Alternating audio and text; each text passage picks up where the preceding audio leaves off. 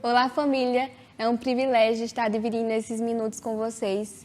E o tema da mensagem de hoje que eu queria estar trazendo é correspondentes do amor. E é certo que nós sabemos porque a Bíblia é recheada disso.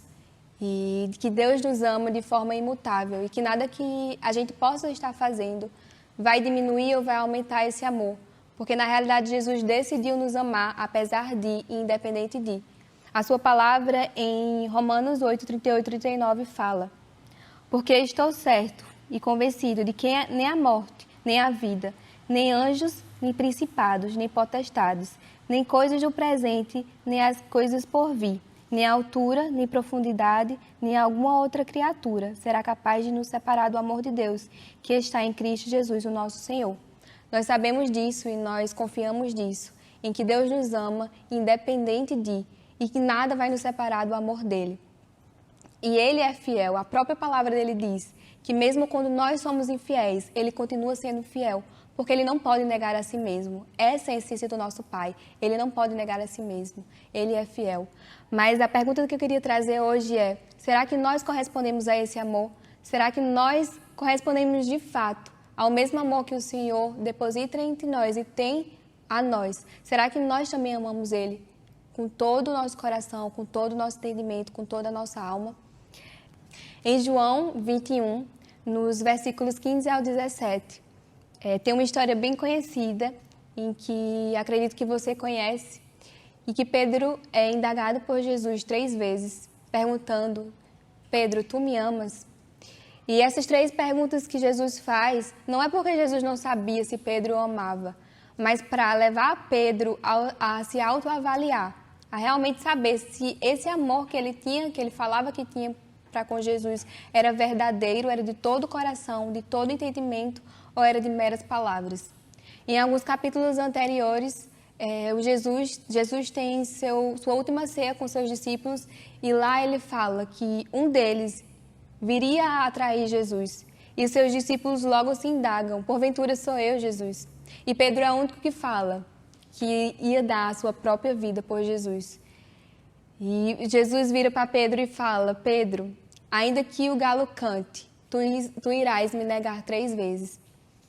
E mais à frente, quando Jesus vai para o Getsêmani e os soldados prendem Jesus, Pedro até tenta e corta a orelha de Malco, um dos soldados, e logo Jesus o repreende. E todos os discípulos deixam Jesus, somem, e Jesus vai sozinho sendo levado pelos soldados. E João e Pedro são os únicos que continuam a seguir Jesus, mas à distância. E logo quando eles chegam ao Sinédrio, que é onde Jesus ia ser julgado e preso, uma mulher chega e pergunta a Pedro: Pedro, tu também é discípulo desse homem? E Pedro o nega pela primeira vez. E logo após, ela pergunta 2 vezes, e Pedro, mesmo assim, ainda nega essas 2 vezes.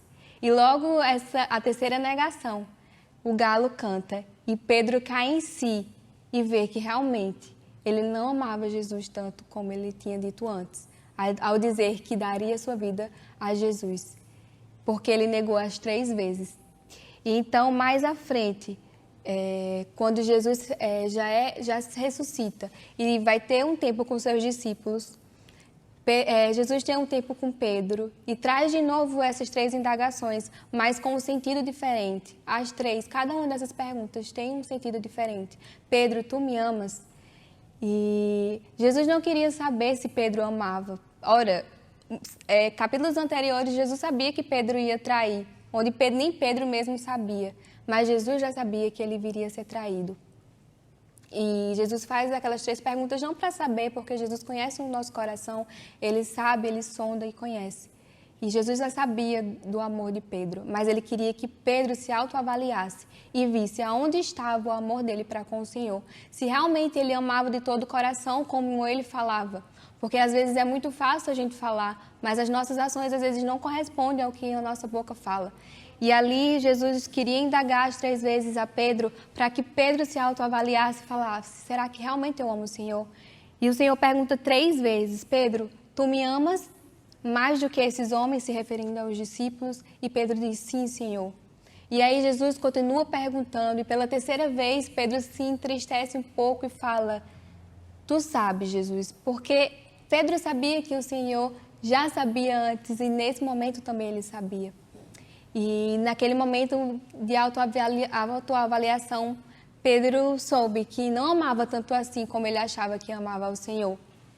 Mas naquele momento Jesus não apenas queria saber isso para entristecer o coração de Pedro, mas para poder tirar todas aquelas negações e reafirmar esse amor pelas 3 vezes. E comissionar Pedro logo após, como a palavra dele diz e vocês sabem. E essa palavra nos deixa aos nossos corações. Será que realmente nós amamos ao Senhor como nós falamos? Porque às vezes a gente fala, mas o nosso coração está distante. E às vezes nós falamos por falar, mas o nosso coração está distante do Senhor. E isso não é um desejo do Senhor. O Senhor merece ser amado e de todo o nosso coração, de todo o entendimento, de toda a nossa alma. O meu desejo é que a gente possa corresponder a esse amor dia após dia, que o nosso coração seja transformado, que o nosso pensamento seja transformado, que a nossa mentalidade de amor seja transformada, porque o Senhor merece o nosso amor genuíno, o nosso amor verdadeiro, amor que não está ali por querer alguma coisa em troca, mas por amar quem Ele é. O nosso amor deve ser assim, não por o que Jesus pode fazer, porque Ele pode fazer grandes coisas, mas por quem Ele é, e Ele merece ser amado assim. Eu não sei se você já esteve na companhia de alguém que esteve ao seu lado só porque sabia que ia receber alguma coisa em troca. Isso é uma das piores coisas e um dos piores sentimentos. Mas por que a gente faz isso muitas vezes com o Senhor? Porque nós amamos Ele e buscamos a Ele, porque sabemos que Ele pode dar alguma coisa em troca. Esse não é um amor genuíno, esse não é um amor verdadeiro. Que você ame ao Senhor de todo o seu coração, de todo o entendimento. Não pelo que Ele pode dar, mas por quem Ele é. Se nós o amamos por quem Ele é, logo as demais coisas ficam por coisas secundárias e não em primeiro lugar. E não pelo que Ele pode me dar, o que Ele pode fazer, mas por quem Ele é. Então, que nesse momento que você esteja assistindo e para mim mesmo, que eu possa me autoavaliar a cada dia para saber onde está o meu amor pelo Senhor. Será que o meu coração realmente está cheio de amor por Ele ou é apenas minha boca falando e o meu coração está longe disso? Eu espero que não. Eu espero que o seu coração esteja cheio do amor do Senhor, a ponto de você ser louco dia após dia por Ele. E a ponto de você nunca querer se manter distante da presença dEle. E não procurar apenas por seus interesses, mas por quem Ele é. Porque eu acredito que esse sim é um amor verdadeiro. Então, que essa palavra possa ser sido uma bênção para a sua vida, assim como foi para a minha. E que a gente possa corresponder a esse amor. Que o nosso amor seja transformado, que a nossa mentalidade seja transformada. Até que o nosso amor pelo Senhor seja genuíno. E que a gente possa afirmar esse amor dia após dia. Deus abençoe a vida de vocês.